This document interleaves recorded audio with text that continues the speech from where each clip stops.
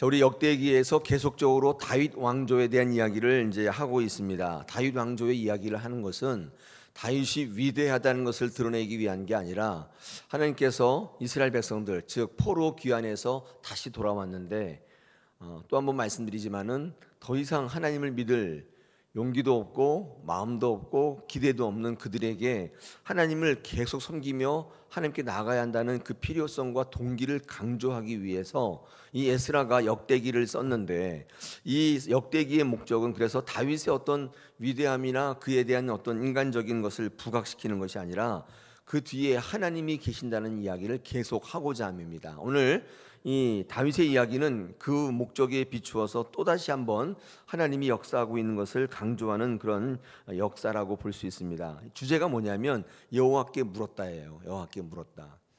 여호와께 묻고 행했던 다윗의 모습을 계속 강조하고 있습니다. 이 말이 무슨 말이냐면 너희들도 그렇게 하라는 거예요.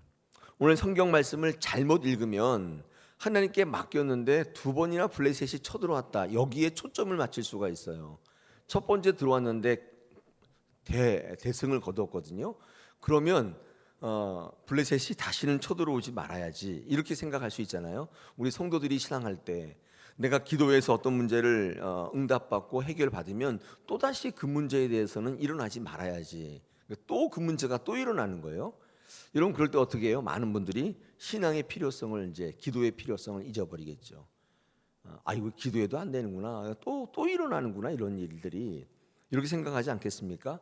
딱 그 당시에 이스라엘 백성들 포로에서 귀환해서 돌아왔는데 아무것도 없이 하나님 믿었는데 다 망하고 다 부셔지고 다 포로로 끌려가고, 누가 하나님 믿겠어요? 그런 백성들에게 오늘 이 이야기는 두 번 연거푸 블레셋이 쳐들어왔지만 그때마다 다윗이 뭐 했다고요? 네? 하나님께 여쭈었다, 물었다. 오늘 성경 말씀에 10절에 보니까 블레셋 사람들을 치러 올라가리까? 주께서 그들을 내 손에 넘기시겠나이까? 계속 묻고 있죠. 그래서 완전히 이겨가지고 그것을 바알브라심이라고 부를 만큼 아주 대승을 거뒀단 말이에요. 근데 우리 13절에 보니까 또 침범했다, 이렇게 돼 있잖아요. 그때 다윗이 뭐라고 해요? 기도할 필요 없구나, 이제 그렇게 한 게 아니라 우리 14절에 보니까 또 여호와께 하나님께 묻자온대, 또 물었다는 거예요. 그랬더니 하나님께서 이제는 다른 방법으로 기습 작전을 알려 주셨다는 내용이죠. 그리고 우리 15절에 보니까 뭐라고 되어 있냐면 곧 싸우러 나가라, 이렇게 명령하시는데 뭐라고 얘기해요? 너보다 하나님이 앞서 나가실 것이다, 이렇게 이야기하면서 다윗의 승리를 확신시켜 줍니다. 이 이야기를 읽은 이스라엘 백성들은 얼마나 힘이 나겠어요. 지금 막 포로에서 들어왔는데 남은 건 아무것도 없고 성전은 다 회파되어 있고 삶의 자리는 다 무너지고 그 자리에 이상한 사람들이 들어와서 살고 있고, 이런 상황 속에서 하나님에 대한 신앙을 더 이상 이어갈 마음이 없었는데 이 다윗의 이야기를 들으니까, 그리고 또다시 하나님께서 어떻게 해요? 그를 높여주셔서 우리 맨 마지막 17절에는요 다윗의 명성이 온 세상에 퍼지고 모든 이방 민족들이 그를 두려워하게 하셨다. 이렇게 하니까 기대가 생기지 않습니까? 오늘 이 말씀이 저와 여러분의 삶에도 중요한 신앙의 근거가 되면 좋겠습니다. 우리 기도할 때 그 문제가 해결되었다고 해서 그 문제가 또다시 일어나지 않는 건 아니에요. 중요한 게 뭐냐면 그때마다 주님께 물으셔야 돼요. 주님께 의지하고 주님께 여쭙고 어떻게 하면 좋을까요? 주님이라면 이 상황 속에서 어떻게 하실까? 이게 영어로요 What would Jesus do거든요. What would Jesus do? 앞에 있는 이니셜을 따면 WWJD라고 그때 그랬잖아요. 미국의 성령 대부흥운동 1980년대에 모든 차들이 뒤에 이 스티커를 다 붙이고 다녔어요. WWJD. 유명한 농구 선수 마이클 조던이 여기다 핸드밴드를 이렇게, 또는 머리에 헤드밴드를 WWJD를 써가지고 농구 경기를, 마이클 조던이 미국의 우상이잖아요. 근데 그 사람이 뭘 써고 다니는데 저게 뭐야 봤더니 What would Jesus do? 주님이라면 이때 어떻게 하셨을까? 이걸 계속 질문을 한 거예요. 침체되어 있던 미국 교회의 영성이 되살아나기 시작해요. 주님이 그들 가운데 역사하시기 시작하는 거예요. 물어야 돼요. 주님 어떻게 하면 좋겠습니까? 주님 제가 연약합니다. 제가 힘듭니다. 제가 잘 모르겠습니다. 그리고 포기하면 안 되고 주님께 물으시면 주님께서 앞서 행하시고 여러분의 길을 인도하신다는 것입니다. 우리는 몇 번 안 되는 실패의 기억 때문에 주님에 대한 기대를 접어요. 안 되는구나. 내가 해야겠구나. 여러분이 해도 똑같아요. 뭐 별거 아니에요. 우리를 만드시고 이 세상을 만드시고 또 우리의 모든 인생을 주관하시고 계획하시는 주님께 나가야 됩니다. 세 번째 또 나가셔야 돼요. 왜냐하면 하나님께서 그것을 통해 반드시 이루실 하나님의 계획이 있기 때문입니다.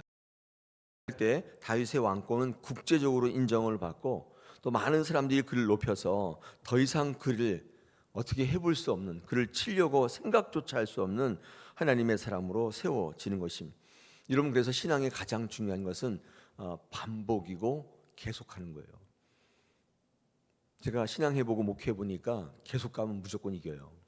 포기하지 않으면. 한두 번 해보다가 안 되면 그만둬버려. 기도도 한두 번 해보다가 안 되면 안 하잖아요. 예배도 한두 번 하다가 아니면 말고 그냥 그렇게 되잖아요. 그래서 실패하는 거지 하나님이 없기 때문에 실패하는 게 아니에요.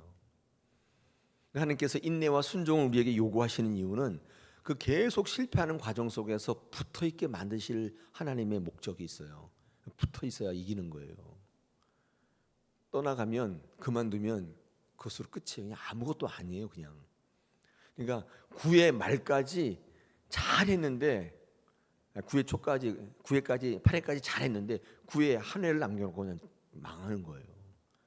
케네디 스코어 알죠? 8대6 0대0으로 지다가 역전 치고 뭐 홈런 치고 뭐 안타 치고 뭐 그래서 8대7로 이겼어요. 8대7 스코어 8대6인가 기억이 안 나는데 8대7인가 같다. 그걸 케네디 스코어라고 그래요. 그리고 이기면 그 1회부터 8회까지 수비 부진하고 타선도 침묵하고 다 잊혀져요. 이기는 거예요. 그냥 끝까지 가야 되는 거예요. 오늘 이 본문에서 우리가 배워야 할 거, 하나님께 묻는 삶의 중요성, 그리고 포기하지 않고 내려놓지 않고 끝까지 주님께 붙어있는 우리의 신앙의 모습, 이런 것들이 굉장히 중요하고 이런 것들이 승리를 담보하는 굉장히 중요한 전제 조건입니다. 그럼 사단은 어떻게 하겠어요? 사단은 여러분 포기하도록 계속 작전을 피는 거예요. 가장 중요한 게 제가 얘기한 감정이에요. 감정을 계속 들쑤셔요. 자존심 상하게 만들고 기분 나쁘게 만들어서 그 목적이 뭐냐면 무조건 그만두게 하려고 하는 거예요. 중간에 포기시키려고. 여러분, 이걸 알고 있는 사람과 모르고 있는 사람은 작전이 다르겠죠. 모르고 있는 사람은 기분 나쁘면 아무것도 안 해요. 기분 나쁘면 뭐 그렇잖아요. 저도 기분 나쁘면 목회 못 하겠더라고요. 근데 훈련하고 연단 받는 과정 속에서 어느 정도는 이렇게 단단해진 것 같아요. 우리 목회 초반기에는 얼마나 기분 나쁜지. 근데 그게 사탄이 그냥 그런 방면을 계속 후벼 파요. 그 약점이니까. 근데 그 방면에 하나님께서 특화시키시고 훈련시키고 나니까 뭐 그렇게 하면 그 순간엔 기분 나쁘지만 또 넘어가요. 그럴 수 있지. 또 아무렇지도 않아요. 그냥. 또 그 다음 단계로 향해 가는 거예요. 그럼 성장이 조금씩 일어나요. 우리 아이들이 클 때 성장통이 있잖아요. 크려면 무조건 아파요. 뼈마디가 막 이렇게 아프다고요. 그러면 성장하는 거예요. 여러분, 상처를 두려워하시면 주님께 못 나갑니다. 상처는 없는 데가 없어요. 뭐 다른 공동체 가면 뭐 핑크빛 뭐 그렇지 않습니다. 그래서 어느 공동체든 이기고 승리하기 위해서 인내하고 순종하셔야 돼요. 끝까지 가야 돼요. 여러분, 이거 하나만 기억하시면 돼요. 무조건 포기하면 안 돼요. 사도 바울이 마지막 모든 목회를 마친 다음에 뭐라고 했어요? 내가 믿음을 지키고 선한 싸움을 싸우고 믿음을 지키고 달려갈 길을 다 달려갔다. 이게 사도 바울의 유언이에요. 이게 무슨 말이에요? 중간에 포기할 만한 그런 일들이 너무 많았다는 거예요. 근데 선한 싸움을 싸우고 믿음을 지키고 끝까지 달려갔다. 이게 그의 승리의 선언사란 말이에요. 여러분도 마찬가지입니다. 오늘 다윗의 모습을 보면서 계속 또 여짜온데 그랬더니 하나님께서 앞서 행하시고 그를 인도하셔서 그를 높이셔서 어떤 사람이든지 그를 두려워하게 만들었다. 이 말씀이 여러분의 심령 가운데 있기를 소망합니다. 제가 이사야는 아니고 예레미야는 아닌데 예언 한번 할까요?